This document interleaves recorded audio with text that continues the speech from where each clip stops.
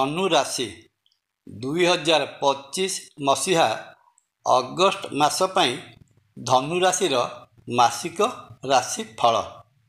ଦ୍ୱାଦଶ ରାଶିଚକ୍ରରେ ପରିଭ୍ରମଣ କରୁଥିବା ଗ୍ରହମାନଙ୍କର ଅବସ୍ଥିତିକୁ ନିରୀକ୍ଷଣ କଲେ ଜଣାଯାଏ ଅଗଷ୍ଟ ମାସରେ ଧନୁ ରାଶିର ମାସିକ ରାଶିଫଳ ମଧ୍ୟମ ଧରଣର ରହିବ।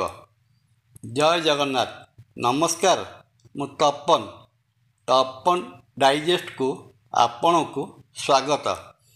ସର୍ବପ୍ରଥମେ ଅଗଷ୍ଟ ମାସ ପାଇଁ ଧନୁ ରାଶିର ଆର୍ଥିକ ଅବସ୍ଥାକୁ ଅନୁଧ୍ୟାନ କଲେ ଜଣାଯାଏ ଯେ ଏ ମାସରେ ଧନୁ ରାଶିର ଏକାଦଶ ବା ଆୟ ସ୍ଥାନର ଅଧିପତି ଶୁକ୍ର ଧନୁ ରାଶିର ସପ୍ତମ ସ୍ଥାନ ମିଥୁନ ରାଶିରେ ଧନୁ ରାଶି ଅଧିପତି ବୃହସ୍ପତିଙ୍କ ସହିତ ଅଗଷ୍ଟ ମାସ 21 ତାରିଖ ପର୍ଯ୍ୟନ୍ତ ଅବସ୍ଥାନ କରିବେ।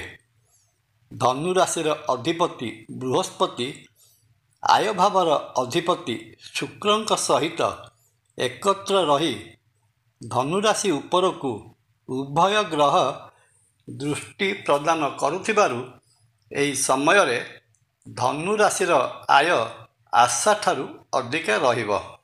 ପୁନଶ୍ଚ ବୃହସ୍ପତିଙ୍କର ପଞ୍ଚମ ଅମୃତ ଦୃଷ୍ଟି ଆୟ ଭାବ ଉପରେ ରହିଥିବାରୁ ଲାଭର ପରିମାଣରେ ବିଶେଷ ବୃଦ୍ଧି ଘଟିବ।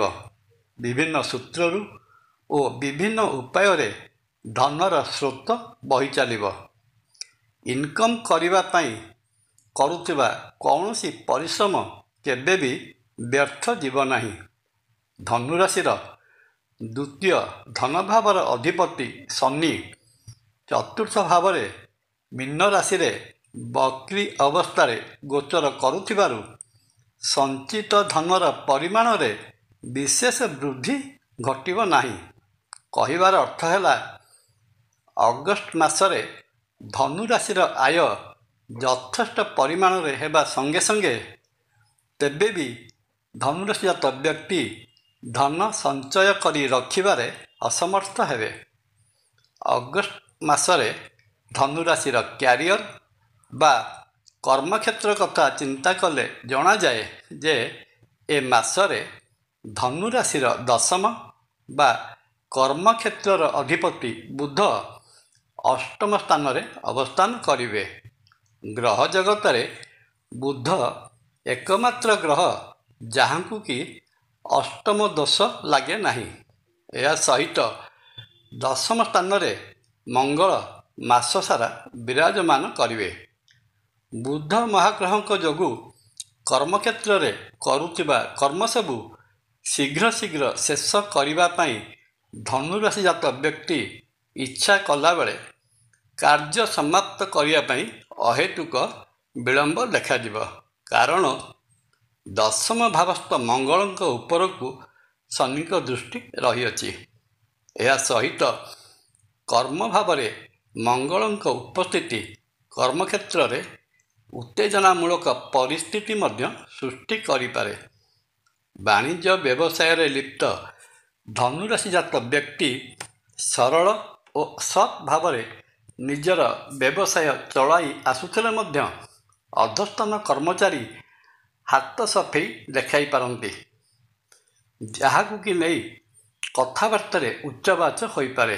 ତେଣୁ ଏ ସମୟରେ ବେପାର କ୍ଷେତ୍ରରେ ଅଧିକା ପୁଞ୍ଜି ନିବେଶ ନ କରିବା ଠିକ୍ ରହିବ। ପୂର୍ବରୁ ବାଣିଜ୍ୟ ବେପାର ଯେମିତି ଚାଲି ଆସୁଥିଲା ସେହି ପ୍ରକାରର ମେଣ୍ଟେନ୍ କରିନେବା ଦରକାର। ଅଗଷ୍ଟ ମାସରେ ଚାକିରି କରୁଥିବା ଧନୁରାଶିଜାତ ବ୍ୟକ୍ତି ସହକର୍ମୀମାନଙ୍କ ଆକ୍ରୋଶର ଶିକାର ହୋଇପାରନ୍ତି। ଚାକିରି କ୍ଷେତ୍ରରେ ନେତୃତ୍ୱ ନେବା ଅଥବା ଉପରିସ୍ଥ ଅଧିକାରୀଙ୍କ ପ୍ରିୟଭାଜନ ହେବା ପାଇଁ ପ୍ରତିଦ୍ୱନ୍ଦ୍ୱିତା ଲାଗି ରହିବ। ବିଶେଷତଃ ଜଣେ ଜ୍ଞାନୀ ଓ ମନ୍ତ୍ରଣା କରିବାରେ ଧୁରନ୍ଧର ବ୍ୟକ୍ତି ଶତ୍ରୁତା ଆଚରଣ କରିପାରନ୍ତି। ଏହା ସହିତ ସମୟ ସମୟରେ ଚାକିରି କ୍ଷେତ୍ରରେ ଅସ୍ଥିରତା ଲାଗି ରହିବାର ସମ୍ଭାବନା ରହିଅଛି।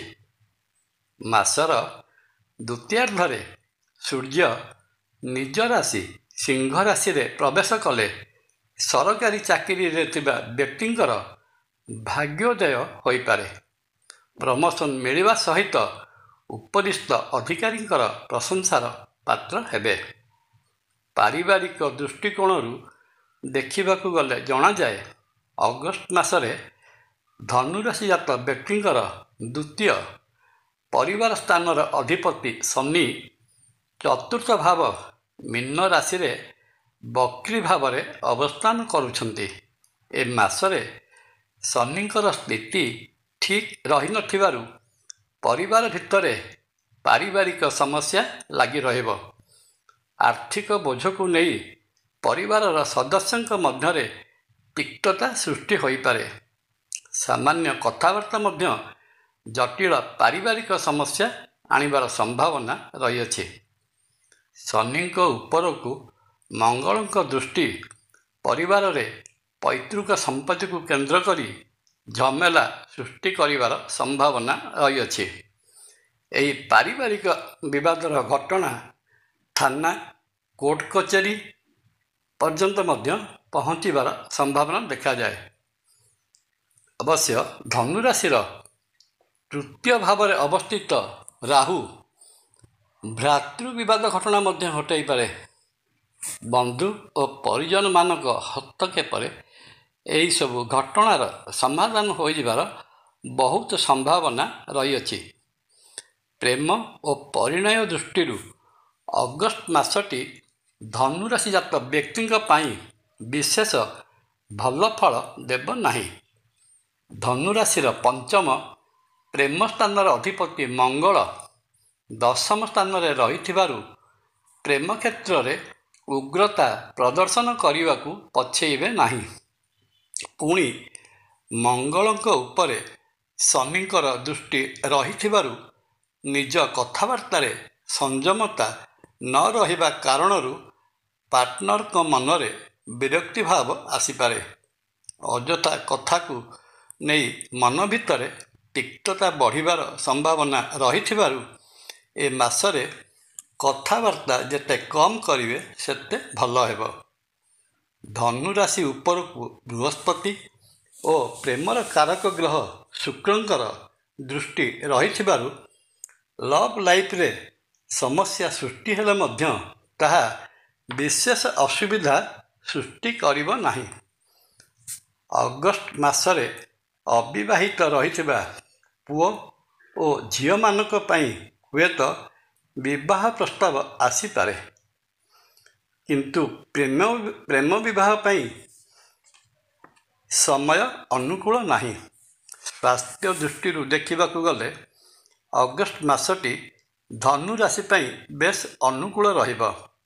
ଧନୁରାଶି ଉପରକୁ ଧନୁରାଶି ଅଧିପତି ବୃହସ୍ପତିଙ୍କର ଦୃଷ୍ଟି ଶରୀର ନିରୋଗ ରଖିବା ସହିତ ବିଶେଷ କିଛି ସ୍ୱାସ୍ଥ୍ୟଗତ ସମସ୍ୟା ପ୍ରଦାନ କରିବ ନାହିଁ। ଯଦିଓ ପୂର୍ବରୁ କିଛି ପୁରାତନ ରୋଗରେ ପୀଡ଼ିତ ଥିବେ, ତେବେ ମାସର ଦ୍ୱିତୀୟାର୍ଦ୍ଧରେ ରୋଗରୁ ଆରୋଗ୍ୟ ପ୍ରଦାନକାରୀ ଗ୍ରହ ସୂର୍ଯ୍ୟ ନିଜ ରାଶିରେ ପ୍ରବେଶ କଲେ ରୋଗରୁ ଉପଶମ ମିଳିବ। ଏତ ଗଲା ମୋଟାମୋଟି ଭାବରେ ଅଗଷ୍ଟ ମାସ ପାଇଁ ଧନୁରାଶିର ମାସିକ ରାଶି ଫଳ। ମାସଟିରେ ରହିଥିବା ଅଶୁଭତ୍ୱକୁ ଦୂର କରି ଶୁଭ ଫଳ ପାଇବା ନିମନ୍ତେ ଦେବଦେବ ମହାଦେବଙ୍କର ପୂଜା ଆରାଧନା କରନ୍ତୁ। ବ୍ରାହ୍ମଣଙ୍କୁ ଅନ୍ନ ଭୋଜନରେ ଆପ୍ୟାୟିତ କଲେ ବହୁତ ଗୁଡ଼ିଏ ସମସ୍ୟାର ସମାଧାନ ହୋଇଥାଏ। ପରିଶେଷରେ ଶ୍ରୀକ୍ଷେତ୍ର ପୁରୀରେ ବିରାଜିତ ମହାବିଷ୍ଣୁ ଶ୍ରୀ ଜଗନ୍ନାଥ ମହାପ୍ରଭୁଙ୍କୁ ଦର୍ଶନ କଲେ ଧନୁରାଶିଜାତ ବ୍ୟକ୍ତିଙ୍କର ରହିଥିବା ସମସ୍ତ ଦୋଷ ଖଣ୍ଡନ ହୋଇ ମନବାଞ୍ଛିତ ଫଳ ପ୍ରାପ୍ତ ହୋଇଥାଏ। ଜୟ ଜଗନ୍ନାଥ। ଭିଡ଼ିଓ ଭଲ ଲାଗିଲେ ଲାଇକ୍, କମେଣ୍ଟ, ସବସ୍କ୍ରାଇବ୍ ଓ ସେୟାର କରିବା ପାଇଁ ଅନୁରୋଧ। ନମସ୍କାର। ତପନ।